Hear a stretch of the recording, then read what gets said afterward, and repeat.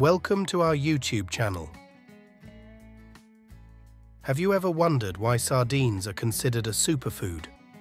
These little fish are not only delicious, but also bring countless health benefits. Imagine you are sipping a piece of crispy grilled sardine, feeling the natural salty taste of the sea and the greasy taste that melts in your mouth. Are you excited? Sardines are commonly found in tropical and temperate waters.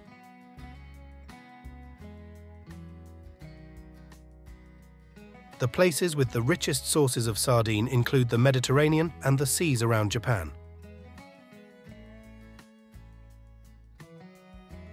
In 2023, worldwide sardine consumption will reach about 3.9 million tons. This significant volume reflects high demand for sardine.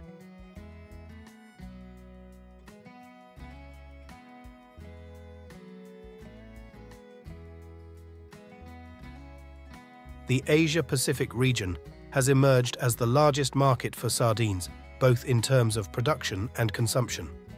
This dominance is due to the region's rich culinary tradition with sardines, its extensive coastline, and its strong fishing and processing infrastructure.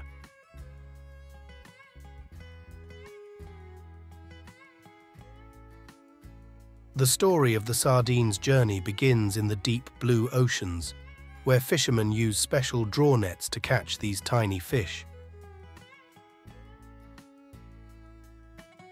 Have you ever wondered how this process works? Let's explore.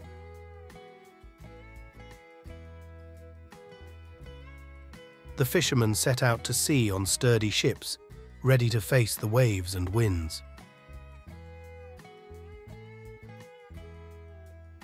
When they discovered a school of sardines, they quickly dropped a seine net into the water, surrounding and collecting thousands of fish at the same time.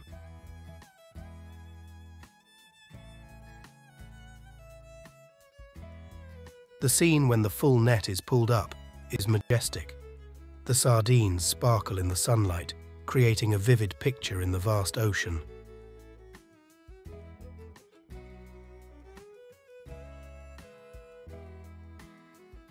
But did you know, the sardines' journey doesn't stop here? There are still many exciting things ahead.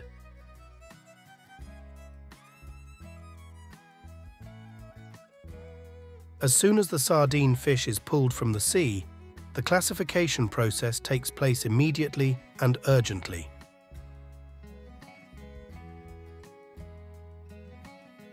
Fishermen use sophisticated techniques to classify fish based on size and health status. Only fish that are healthy and of standard size are selected.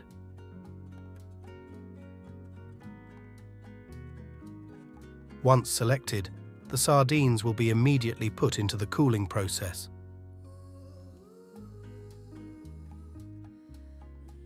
Ice tanks and a modern refrigeration system on board will ensure that the sardines are kept at the ideal temperature to maintain freshness.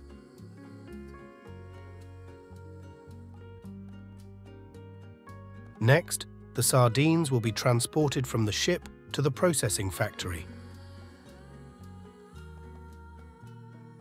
A modern transportation system with trucks equipped with refrigeration equipment will ensure that sardines maintain their freshness upon arrival.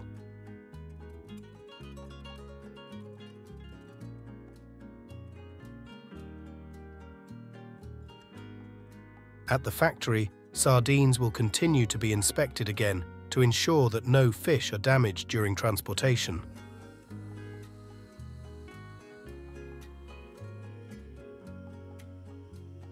They are then processed into various products such as canned sardines, fresh sardines, or ready-to-cook dishes.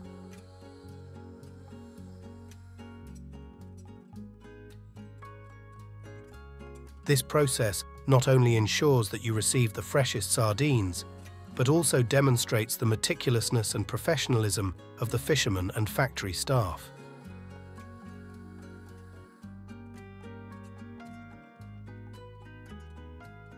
Every step in the process from the sea to your table is performed with care and attention, to ensure that the sardine retains its natural flavor and highest nutritional value.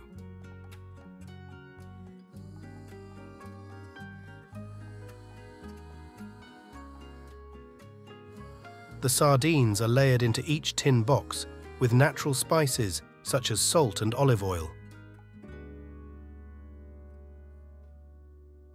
The canning process is an important step, with sealing, steam locking and heating to ensure optimal preservation and the fresh flavor of the fish.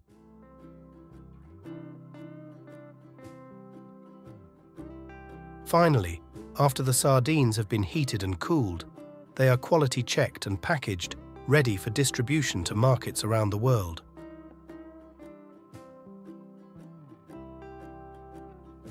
This process not only ensures freshness, but also highlights the natural flavor and nutrition of this marine fish, rich in omega-3 fats.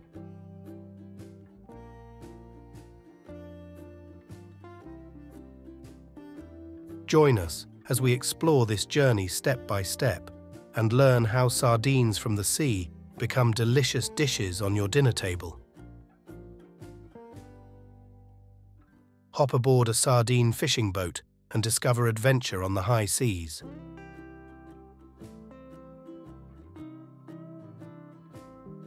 On ships reaching far offshore, crews constantly work hard to bring back the freshest sardines. This is not just a job, but also a journey full of adventure and wonder on the vast ocean.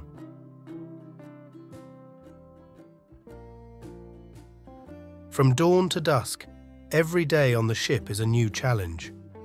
The sailors teamed up and threw their nets deep into the seabed, waiting for large flocks of sardine to swim into the net.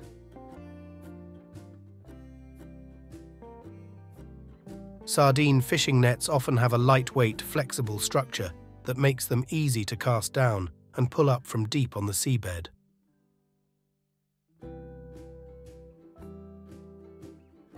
With small, dense holes, it helps prevent the escape of small sardines and provides a large and diverse catch.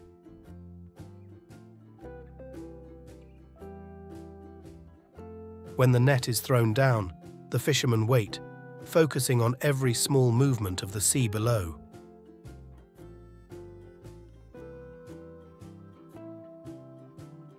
Each time the net is pulled up, it is a gentle and emotional battle, with the hope of a rich and valuable catch of fish.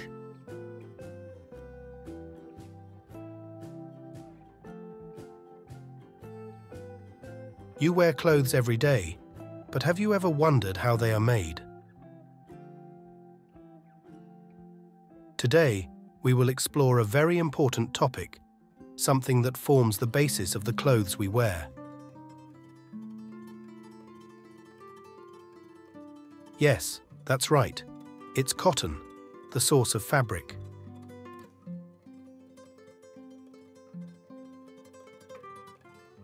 We will delve into the process of planting and harvesting cotton in Australia, one of the world's leading cotton-producing countries.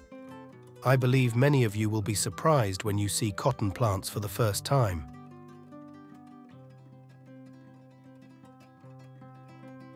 So, let's not wait any longer and dive right in. Firstly, let's learn about the cotton plant's development process.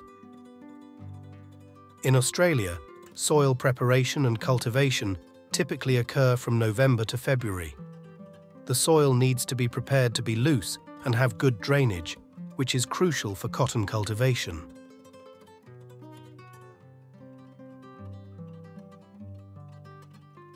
The common machinery used for soil cultivation is the plough or ploughshare, which aids in penetrating the soil easily.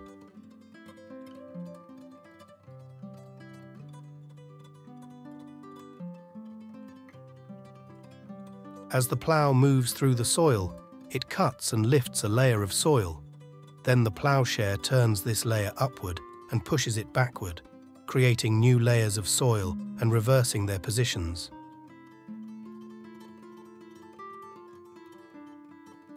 Next, the application of fertilizer is another important step in the cotton planting process.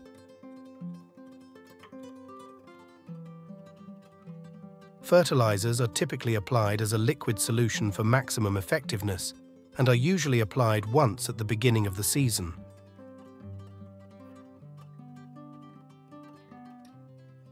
Spraying machines like the John Deere 4038 spraying machine are commonly used to apply fertilizers, ensuring the growth and nutrition of the plants.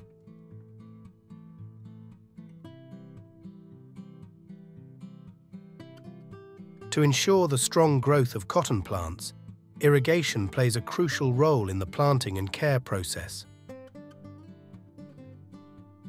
After sowing cotton seeds, watering is carefully carried out.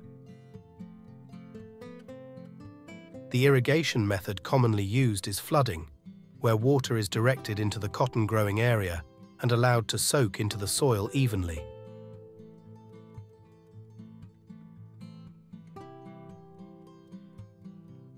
The watering frequency is typically about once every 2 weeks, but can be adjusted depending on weather conditions and specific growing area characteristics.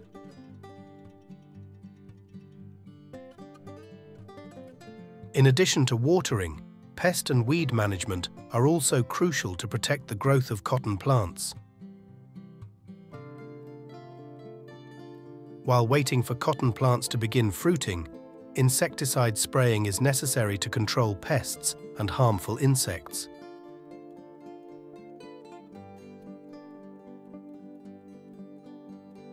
Crop dusting planes fly over the areas that need treatment at the appropriate altitude and speed. Chemicals from the storage tank are pumped up and distributed by the spraying system, forming a fine chemical film on the plant or soil surface.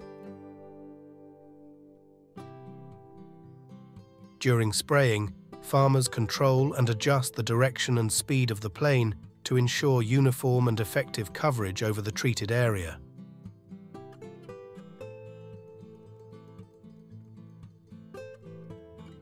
After about 3 months from planting, cotton plants will begin to bear fruit, and about 1.5 months later, the cotton bolls will bloom and mature.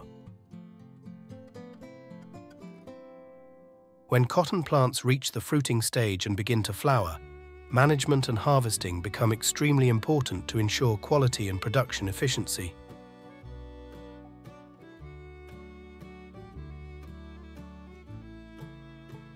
Before harvesting, a common phenomenon is leaf shedding, and in this case, all the leaves usually fall off, providing favorable conditions for the harvesting process.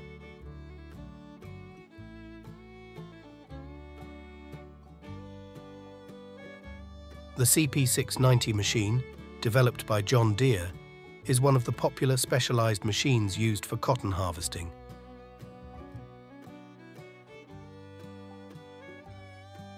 This machine is designed to operate efficiently over large areas and can harvest 4 hectares per hour.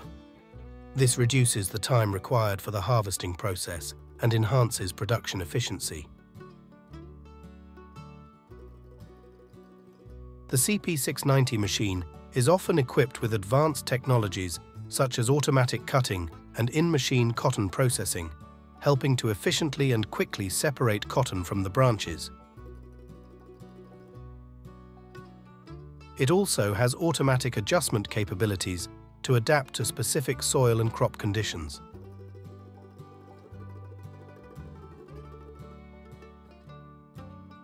Thanks to these features and technologies, the CP690 machine not only saves time and labor for farmers, but also ensures the quality and yield of the harvested cotton efficiently and reliably. This makes it an important tool in modern cotton farming.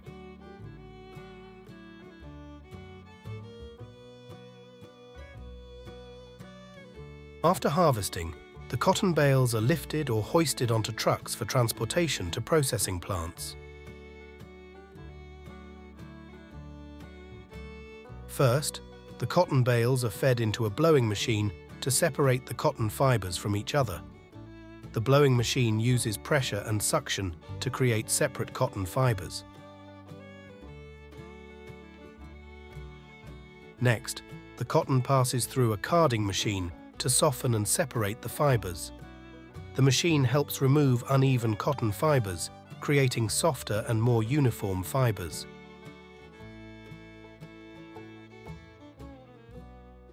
Then, the cotton may go through a pre-drawing machine process to remove impurities and clean it. Next, a carding machine is used to smooth and improve the uniformity of the cotton fibers. It removes small and uneven cotton fibers, creating finer and more uniform fibers. The spun cotton fibers may pass through a winding machine to produce ready-to-use fiber spools for production.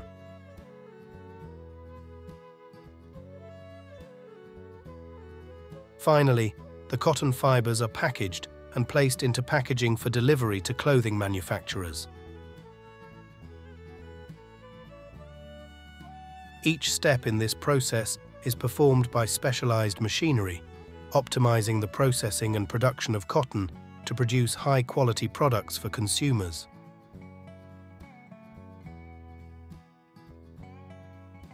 The apple tree is blooming beautiful flowers.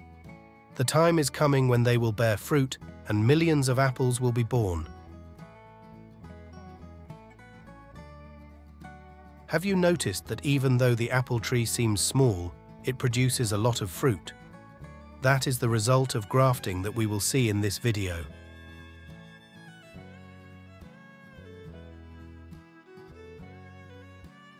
First of all, let's admire the wonderful beauty of the harvest season from above.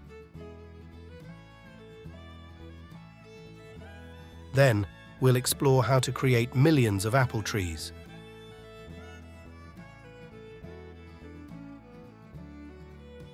To produce millions of apple trees, they will first plant a large number of seedlings. These are usually popular, fast-growing apple tree varieties. Then, they will graft in rare, high-quality varieties. There are two methods to do this, and we will learn about method number 1 shortly. The seedlings are several months old and ready to harvest.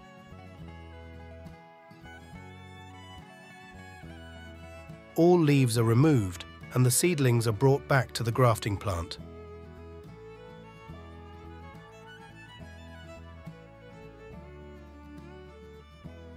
The roots are washed to prepare for the next step.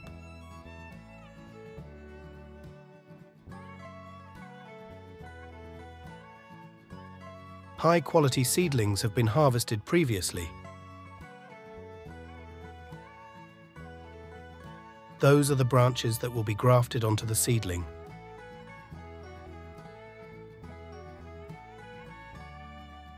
After grafting, high-quality apple tree branches are covered with wax to stabilize and preserve them. Now, the grafted seedlings have been placed in storage, waiting to be planted in the garden.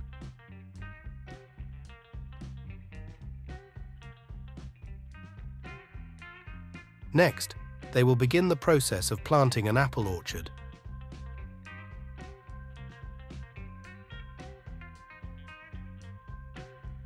When officially planted, the distance between trees will be greater than between trees about 1 mm apart and between rows 1.8 to 2 meters.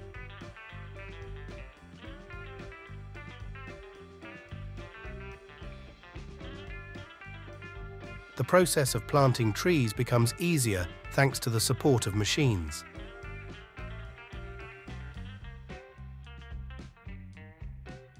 The farmer will place the seedlings into the planter. Make sure the seedling is positioned correctly to avoid misplanting.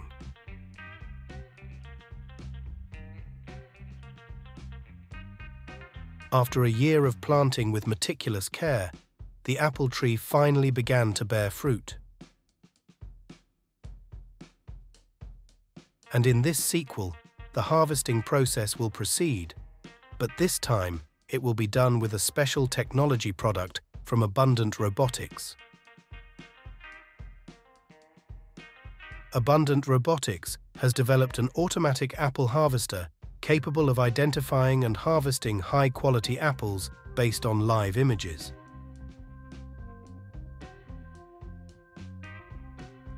The special thing is that this machine has the ability to operate continuously, 24/24, even at night, helping to optimize harvesting efficiency and reduce waiting time.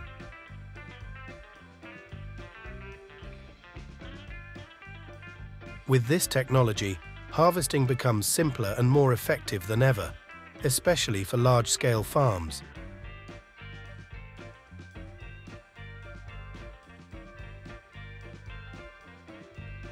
It not only helps increase productivity, but also reduces dependence on labor while improving the quality of the final product.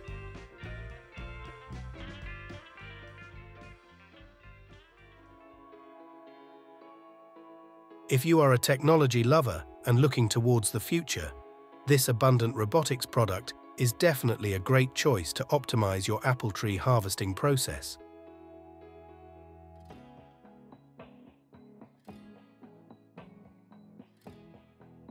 After the apples are harvested, they are transported to the factory to begin the automatic apple juice production process.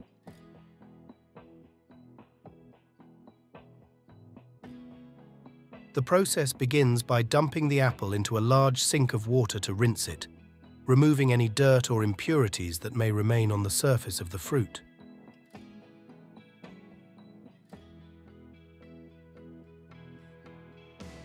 After being washed, the apple moves through specialized machines to peel it.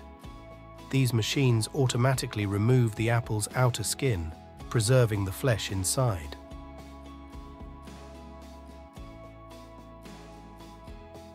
Once peeled, the apple is chopped and put into an apple juicer.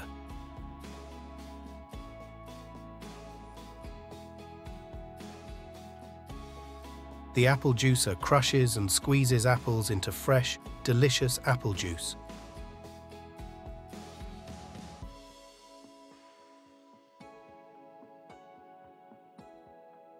Finally, the produced apple juice may be packaged into bags or glass bottles, depending on the individual manufacturer's process.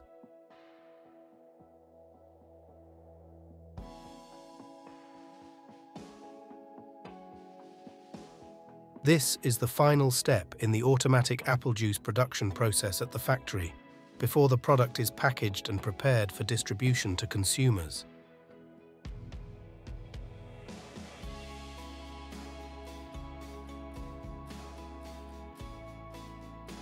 The second way to produce apple trees is through direct grafting, a method similar to method 1, but with the difference that the original tree is grown in the field.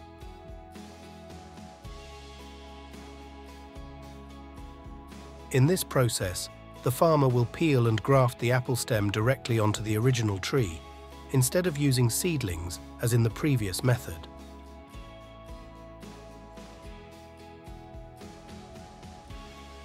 After the apples have been successfully grafted, they will continue to be cared for and nurtured as usual.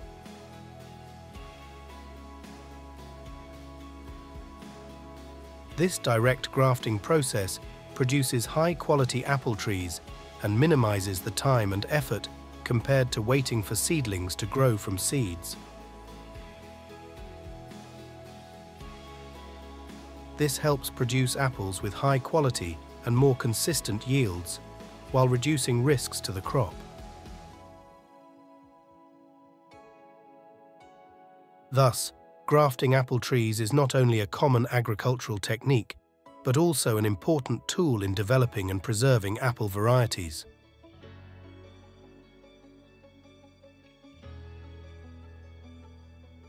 Thank you for watching.